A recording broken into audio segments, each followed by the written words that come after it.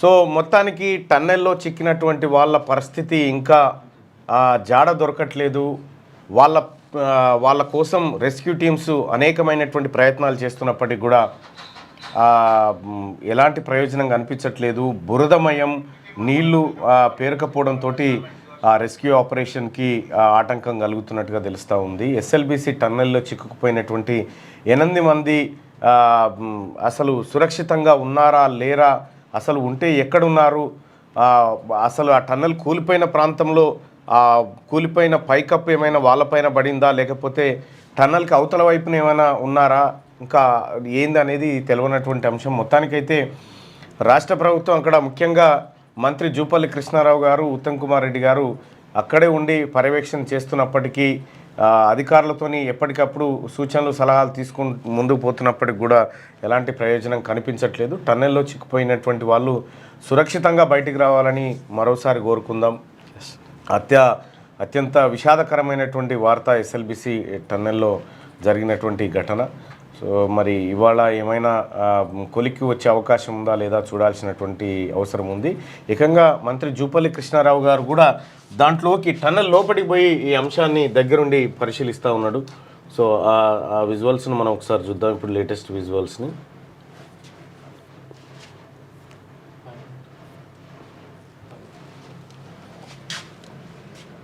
ఇది ఈ టన్నెల్కి సంబంధించినటువంటిది ఏరియల్ వ్యూ. టన్నెల్ అందులోంచి వస్తుంది అట్లా.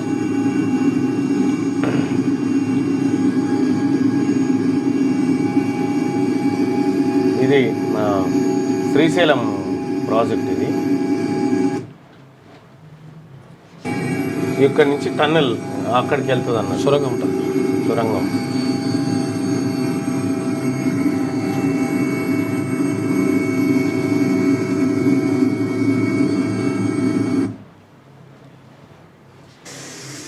టన్నెల్ లోపల పరిస్థితిని మనం చూడొచ్చు.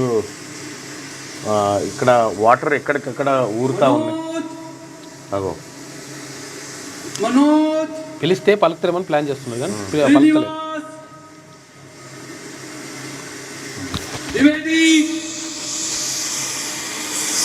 శ్రీనివాస్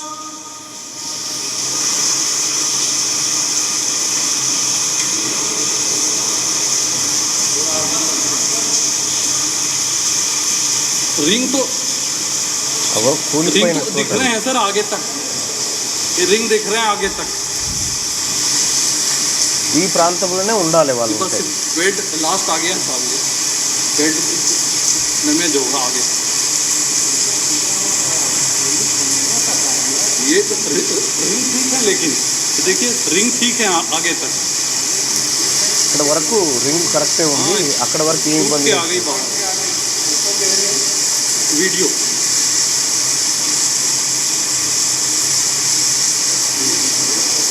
रिंग को दूर तक दिख रहे हैं, रिंग तो रिंग दूर तक.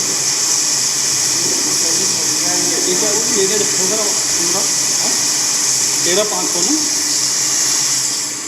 पंप स्टेशन 5 है ना ये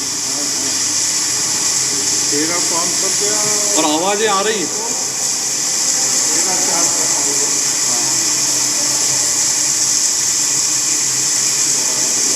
मनोज श्रीनिवास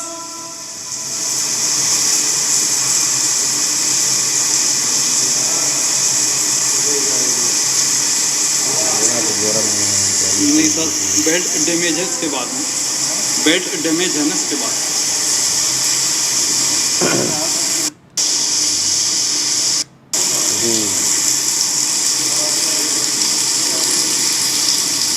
ఎన్డీఆర్ఎఫ్ ఎస్డీఆర్ఎఫ్ బృందాలు అందులో దిగినప్పటికీ కూడా పెద్దగా ప్రయోజనం కనిపిస్తలేదు. ఎందుకంటే ఇప్పటి వరకు ఘటన జరిగి దాదాపు 48 గంటలు కావస్తూ ఉంది.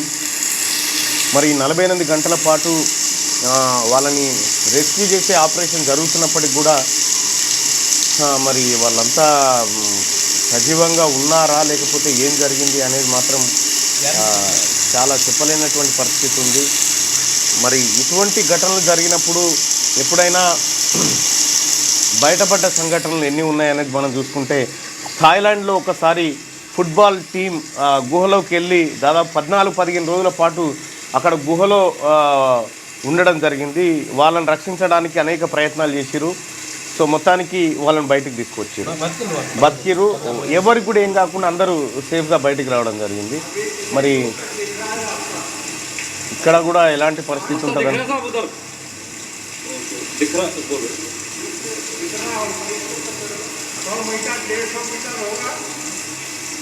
ఇట్లా కూలిపోయింది ఇదంతా.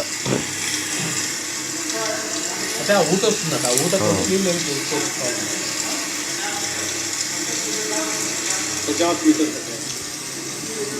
ఇంక ఇక్కడ నుంచి 50 మీటర్లు ఉందంట అప్రాక్సిమేట్గా. कोई दिख रहा है सर? अच्छा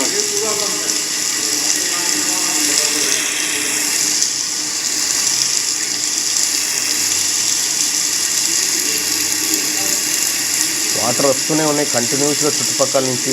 ప్లస్ బురద ఇదంతా దీని కారణంగా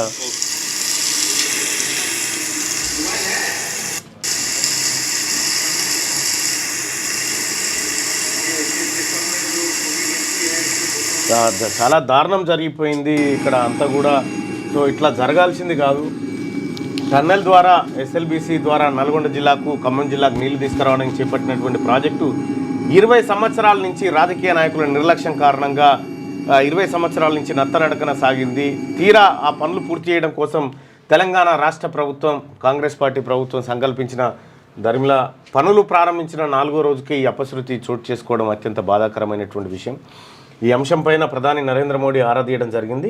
సో ఇప్పటికే మంత్రి జూపల్లి కృష్ణారావు గారు అలాగే ఉత్తమ్ కుమార్ రెడ్డి గారు అక్కడ నుండి పర్యవేక్షిస్తూ ఉన్నారు. మరి ముఖ్యమంత్రి గారు కూడా వెళ్ళేటువంటి అవకాశం అయితే ఉంది. ఏం జరుగుతుందో చూడాలి.